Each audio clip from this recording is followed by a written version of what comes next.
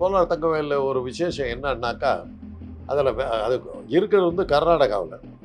அதில் வேலை பார்த்தவங்க பூரா நம்ம ஊருக்காரங்க. இன்னும் சொல்லப்போனால் பட்டியலினத்தை சேர்ந்தவர்கள் நிறையா இருந்தாங்க. இன்னும் சொல்லப்போனாக்கா பட்டியலினத்தை சேர்ந்தவர்கள் அதில் இருந்தவங்க வந்து 75% மேலே எல்லாரும் வந்து இந்த பெரியாருடைய திராவிட கழகத்தை சேர்ந்தவங்களா இருந்தாங்க. அவங்கள வேலை வாங்கக்கூடிய ஆட்கள் என்னவா இருந்தாங்க? அவங்க யாரா இருந்தாங்க? இல்லை, கவர்மெண்ட் தான் நடத்துது. சுரங்க தொழிலுக்கு இருக்க வேண்டிய பாதுகாப்பு அது இது எல்லாமே அவங்க வாங்கிக்கிட்டாங்க. ஏன்னா அது ஆபத்தான இருந்தது. என்னன்னா பாறையெல்லாம் உடைச்சு எடுத்தோம்னாக்கா ஏதோ ஒரு பாறையில் இவ்வளோண்டு தங்கம் கிடைச்சு. கோலார் தங்கவேலில் வந்து வேலை கிடைக்கிறதுங்கிறது அவ்வளோ இதாக இருக்குது. அது பூராமே தமிழர்கள் கையில் தான் இருக்குது. ரெண்டாம் வந்து கர்நாடகாவில் இருந்தால் கூட கோலாறுங்கிறது தமிழ், அங்கே எம்எல்ஏக்கள்லாம் வந்து தமிழர்கள் தான் வந்தாங்க. அது மாத்திரம் அதில் வந்து கர்நாடகாவில் தமிழர்களுக்கு எதிர்ப்பாக எவ்வளோ போராட்டம் நடத்தும் போது கூட கோலாறுகிட்ட யாரும் அப்படிக்கு வரவே இல்லை. அவங்க வரவே இல்லை. அம்பேத்கரை அரசியலை கையில் எடுக்கக்கூடிய பாரஞ்சித் அவர்கள் அதெல்லாம் பேசலாமா? இதெல்லாம் நம்ம பேசலாம். நீ யாரா எங்கள் ஜாதி பற்றி பேச விட்டுருப்பாங்க. சும்மா பெரியார் மண்ணு கதை விட்டுக்கிட்டு இருக்கும்போது நமக்கு உள்ளார அடிப்படையில் ஒரு ஜாதி புத்தி தான் இருக்குது. நான் இவ்வளோ பேசிட்டு பல இடங்களில் பேசிட்டு போவேன். எல்லாம் பேசிட்டு முடிச்சுட்டு போன பிறகு என்னமா பேசுகிற அப்படின்னு அப்புறம் பக்கத்தில் தெரியுமில்ல அவர் நம்ம ஆள் அப்படிங்கிறார். ஜாதி ஒன்று சும்மா பேசிக்கிட்டு இருக்கோம். ஜாதி ஒழிச்சு போச்சு. பேருக்கு பின்னாடி ஜாதியை போட்டேங்கிறத தவிர எங்கே இருக்குது ஜாதி? எங்கே ஒழிச்சுது? பௌத்த மதம் சேர்ந்தன் தான் பேர், சிக்கிம்காரன் பேர். அவன் மாதிரி நான்வெஜிடேரியன் சாப்பிட்றவங்க பார்க்கவே முடியாது. நான்வெஜிடேரியன் எல்லாமே சாப்பிட மாட்டான். நல்லா கரெக்டாக அந்த இதெல்லாம் வச்சு ஊற்றியெல்லாம் கொடுத்து நான் சொன்னேன், பௌத்த மதமே நாத்திங்க பேசுகிறேன் மதப்பா, அதில் எப்படி இல்லை இதெல்லாம் நாங்கள் கும்பிடுவோம். என்ன பண்ணுறது? சில கூத்துக்கள்லாம் பண்ணாங்க. அது ஒரு ஃபேரோ முன்னர் இறந்தாருன்னா அவரோட அவருடைய ராணிகள் அவங்களும் சேர்ந்து உள்ள அந்த சமாதிக்கு உள்ளே போயிடுச்சு. அவருடைய அமைச்சர்கள் தளபதிகள் அத்தனை பேர் உள்ளே போய் மூடிடுவாங்க. அத்தனை பேர் செத்து. அன்னமால்னாலே மன திருப்தி தான். Annamal institute of hotel management. Vitamin C மற்றும் ஆன்டிஆக்சிடென்ட்ஸ் நிறைந்த சாரல் ஹனி ஆம்லா. ஆரோக்கியம் நேச்சுரலா. GUI, இந்தியாவின் தலை சிறந்த vernacular edtech brand, skilling everyone everywhere. Kolar Thangavel KGF திரைப்படம் நம்ம எல்லாருமே பார்த்துருப்போம். அதில் வந்து கோல்டு ஃபேக்டரி எப்படி நடக்குது, சுரங்கத்துலேருந்து எப்படி எடுக்கிறாங்க, அந்த திரைப்படத்தில் இருக்கக்கூடிய அந்த கேங்ஸ்டர் இதெல்லாமே பார்த்துருப்போம். இப்போ தங்கலான் திரைப்படம் வெளியாகிறதா இருக்குது. அதுவும் வந்து கோலார் தங்கவேலினுடைய ஒரு கண்டினியூஷனாக இருக்கும். அதனுடைய ஹிஸ்ட்ரி தான் அதில் பேசப்பட்டிருப்பாங்க அப்படின்னு சொல்கிறாங்கல்ல. ஸோ அந்த கோலார் தங்கவேலில் என்ன மாதிரியான விஷயங்கள் இருக்கும், உங்களுக்கு ஏதாவது தெரியுமா அதை பற்றி? கோலார் தங்கவேலில் ஒரு விசேஷம் என்னன்னாக்கா, அதில் அது இருக்கிறது வந்து கர்நாடகாவில். அதில் வேலை பார்த்தவங்க பூரா நம்ம ஊருக்காரங்க. இன்னும் சொல்லப்போனால் பட்டியலினத்தை சேர்ந்தவர்கள் நிறையா இருந்தாங்க. இன்னும் சொல்லப்போனாக்கா பட்டியலினத்தை சேர்ந்தவர்கள் அதில் இருந்தவங்க வந்து 75% மேலே எல்லாரும் வந்து இந்த பெரியாருடைய திராவிட கழகத்தை சேர்ந்தவங்களாக இருந்தாங்க. இதுதான் கோலார் தங்கவேலுடைய இது. அதுக்கப்புறம் காலப்போக்கில் வந்து ஏன்னா பொருளாதார அடிப்படையில் பார்த்தாக்கா அது லாஸ். அந்த தங்கத்தை எடுக்காம விட்றது தான் பெற்று. ஏன் லாஸ் ஆச்சு? ₹1 தங்கத்தை எடுக்கிறதுக்கு ₹100 செலவாச்சு.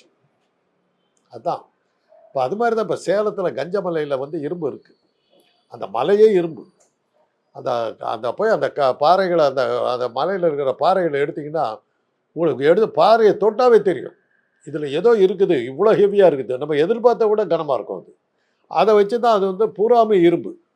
அதை எடுக்கிறதுக்கு அந்த காலத்தில் வெள்ளக்கார ஐரோப்பியர்கள், அது ஆங்கிலேயர்கள் ஆண்ட காலத்தில் அருணாச்சல ஆச்சாரிங்கிற ஒருத்தர் வந்து அங்கே இரும்பு தொழிற்சாலை வச்சு தளவாடங்கள்லாம் செஞ்சுக்கிட்டு இருந்தார். இராணுவத்துக்கெல்லாம் வந்து தளவாடங்கள் கொடுக்குற அளவுக்கு அவர் செஞ்சுக்கிட்டு இருந்தார். ஆனால் கட்டுப்படி ஆகலை. அன்னைக்கு இருந்த உலைகளை வச்சு இரும்பு பாறைகளை உருக்கி எடுத்தது அவருக்கு இதாச்சு. கட்டுப்படி ஆகலைன்னு நிறுத்திட்டாங்க, மூடிட்டாங்க. இன்றைக்கி சேலத்தில் இருக்கிற மிகப்பெரிய சாலைக்கு பெயர் அருணாச்சல ஆச்சாரி தெருங்கிறது தான். அதான் பெரிய லாங்கஸ்ட் ரோடு. பட் இன்றைக்கி அந்த தொழிற்சாலையில் அதுக்கப்புறம் வந்து நம்ம வந்து திராவிட இயக்கங்கள் வந்தபோது சேலத்து இரும்புன்னு நம்ம நிறையா பெருசாக பேசும்போது இந்திரா காந்தி காலத்தில், கலைஞர் காலத்தில் சேலத்தில் ஒரு இரும்பு தொழிற்சாலை கொண்டாங்க. இரும்பு தொழிற்சாலையின் பேரே ஒழிய அது இரும்பு தொழிற்சாலை அல்ல. இரும்பு உருண்டைகளை கொண்டு அதை பட்டையாக மாற்றி இரும்பு பட்டைகள் செய்கிற தொழிற்சாலை தான். இரும்பு தொழிற்சாலை கிடையாது, பட்டைகள் தான் செய்கிறாங்க. நெய்வேலியில் நிலக்கரி எடுத்த போது இந்த நெய்வேலி நிலக்கரியை வச்சு சேலத்து இரும்பு எடுத்துடலான்னு சொல்லி தான் நெய்வேலி சுரங்கத்தை தோண்டினாங்க. நெய்வேலியில் கிடைச்ச நிலக்கரி வந்து அந்த இரும்பை உருக்கிறதுக்கு போதுமான சக்தியை கொடுக்கலை. அதனால் அந்த நெய்வேலி நிலக்கரியை பயன்படுத்தி இந்த இரும்பை எடுக்கிறதுக்கு இதெல்லாம் போய் கஞ்சமலை இன்றைக்கும் அப்படியே இருக்குது. நெய்வேலி வந்து அந்த நிலக்கரி எடுத்து பீங்கான் செய்கிறதுக்கும் அது மற்ற பொருட்கள் செய்கிறதுக்கு தான் பயன்படுத்துகிறோமே தவிர அனல் மின்சாரம் இது மின்சாரம் எடுக்கிறதுக்கு அது பயன்படுது, இரும்பை உருக்கிறதுக்கு அது பயன்படுது. இது மாதிரி பல விஷயங்கள். அதாவது என்ன காரணம்னாக்கா, ஒரு கட்டி நிலக்கரி எடுக்கிறதுக்கு ஆகிற செலவு வந்து பல மடங்கு செலவு கட்டுப்படி ஆகல. அதனால தான் முடியாதுன்னு விட்டுட்டாங்க. அதே காரணம் தான் காலப்போக்கில் வந்து பார்த்தாங்க எந்த அளவுக்கு இருந்ததுனாக்கா நம்ம அதை வச்சு நம்ம நாணயங்கள்லாம் அடிக்கலாம் அப்படிங்கிற மாதிரிலாம் நம்ம நினச்ச போது முடியலை. நஷ்டமாக போச்சுன்ன உடனே சரி வேண்டாம்னு சொல்லிட்டு மூடிட்டாங்க. இன்றைக்கி கோலார் இன்றைக்கி பழைய காலத்து கதையாக மாறி. எத்தனை வருஷம் இந்த கோலார் தங்கவேல் வந்து ஆக்டிவா இருந்தது சார்? நான் கல்லூரியில் படிக்கிற காலத்துலலாம் இருந்தது. இப்போ ஒரு எனக்கு தெரிஞ்ச ஒரு 30-40 வருஷமா அது இல்லை. இப்ப இந்த கோலார் தங்கவேல் வந்து முழுக்க முழுக்க பட்டியலின மக்கள் தான் இருப்பாங்கன்னு சொன்னீங்கல்ல, அவங்கள வேலை வாங்கக்கூடிய ஆட்கள் என்னவா இருந்தாங்க? அவங்க யாரா இருந்தாங்க அங்க? இல்லை, கவர்மெண்ட் தான் நடத்துச்சு. அரசாங்கம் தான் நடத்துச்சு. அரசாங்கத்தோட முடிவு. அதில் வந்து அவங்க வந்து அந்த சுரங்க தொழிலுக்கு இருக்க வேண்டிய பாதுகாப்பு அது இது எல்லாமே அவங்க வாங்கிக்கிட்டாங்க. ஏன்னா அது ஆபத்தான இருந்தது. என்னன்னா பாறையெல்லாம் உடைச்சு எடுத்தோம்னாக்கா ஒரு நாளே ஒரு இடித்து உடைச்சோம்னாக்கா ஏதோ ஒரு பாறையில் இவ்வளோ உண்டு தங்கம் கிடச்சி. அதுக்கு பேசாமல் இருக்கலாங்கிற அளவுக்கு ஆகிப்போச்சு. அந்த காலத்தில் இல்லாமல் நாங்கள் சின்ன பசங்களாக இருக்கும்போது ஓப்பன் சாக்கடை தான் இருக்கும், திறந்த சாக்கடைகள் தான் இருக்கும். அந்த சாக்கடையில் நிறைய சேரெல்லாம் இருக்கும். அப்போ என்ன பண்ணுவாங்கன்னா அந்த தண்ணியை எடுத்து அதை என்னமோ போட்டு இதெல்லாம் தேய்ச்சி இது பண்ணுவாங்க, வெள்ளி கிடைக்கும். அந்த வெள்ளியை வைத்து பிழைக்கிற காலமெல்லாம் இருந்தது. அதெல்லாம் இருந்தது. அன்னைக்கு இருந்த கழிவு நீர்களில் வந்து வெள்ளியெல்லாம் கிடைச்சிது.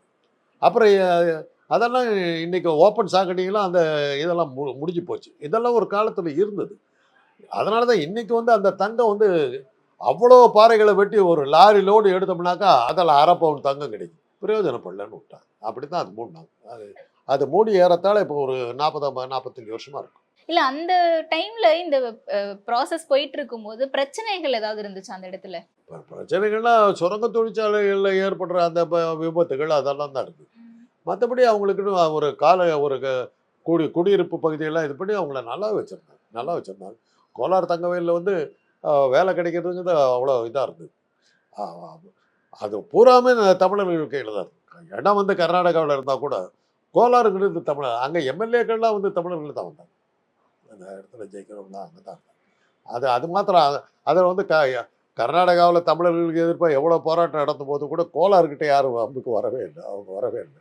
கர்நாடகாரங்க எட்டி பார்க்கலாம், வம்புக்கு போகக்கூடாதுன்னு விட்டுட்டாங்க. ஆனால் காலப்போக்கில் தான் நான் தான் சொன்னேன், ஒரு லாரி லோடு ஏற்றினோம்னா 1/2 பவுன் தங்கம் கிடைச்சிது, கட்டுப்படியாகும். அதனால தான் மூடிட்டாங்க. அது கோலாறு அது ஒரு நகரமாகவே வச்சுருந்தாங்க.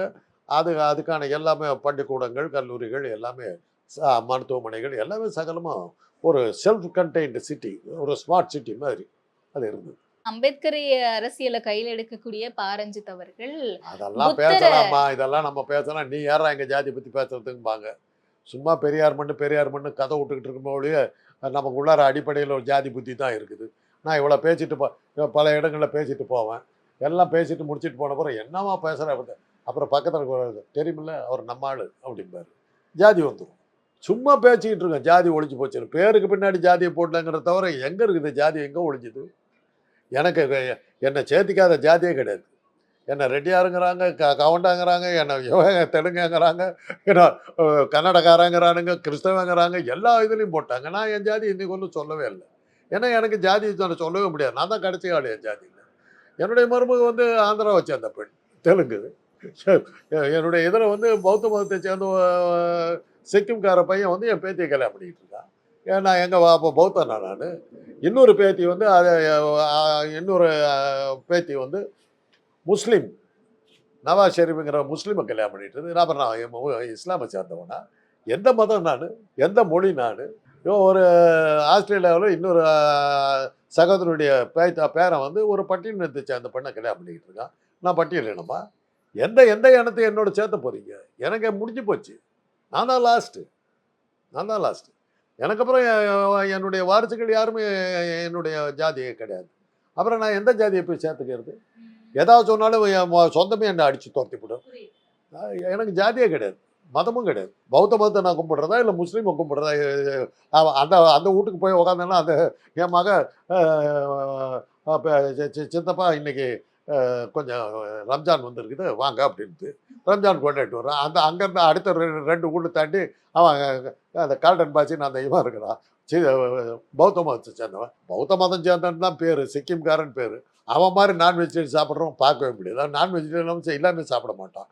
நல்லா கரெக்டாக அந்த இதெல்லாம் வச்சு ஊதுவத்தியெல்லாம் கொடுத்து நான் சொன்னேன், பௌத்த மதமே நாத்திகம் பேசுன மதம்ப்பா, அதில் எப்படி இல்லை இதெல்லாம் நாங்கள் கும்பிடுவோங்கண்ணா.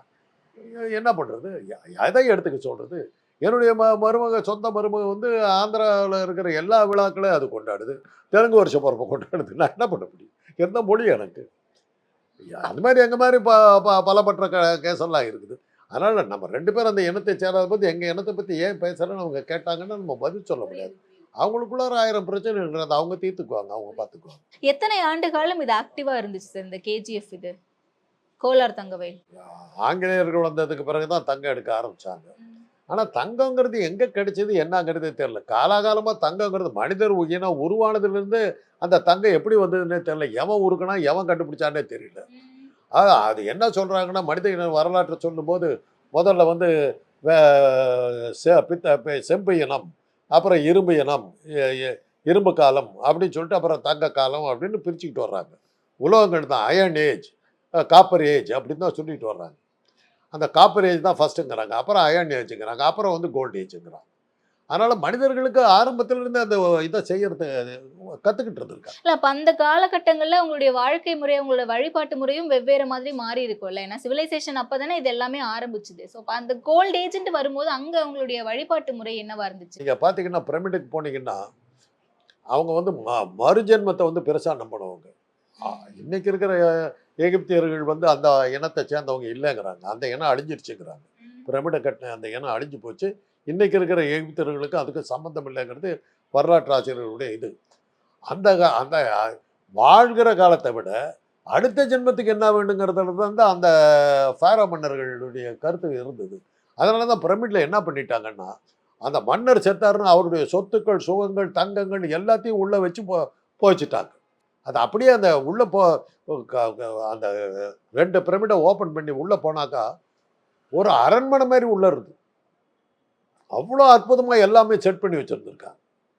அதில் சில கூத்துக்கள்லாம் பண்ணாங்க. அது ஒரு ஃபேரோ மன்னர் இறந்தாருன்னா அவரோட அவருடைய ராணிகள் அவங்களும் சேர்ந்து உள்ள அந்த சமாதிக்கு உள்ளே போயிடணும்.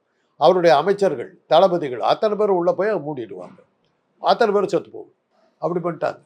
அதுதான் அவங்களுடைய கலாச்சாரம். அதில் வந்து அப்புறம் தான் இந்த தங்க வேட்டை ஆடுறதுக்காகவே எகிப்தை பிடிச்சி பிரமிடை உடைச்சி உள்ளே போகிறதுக்கெல்லாம் ட்ரை பண்ணாங்க.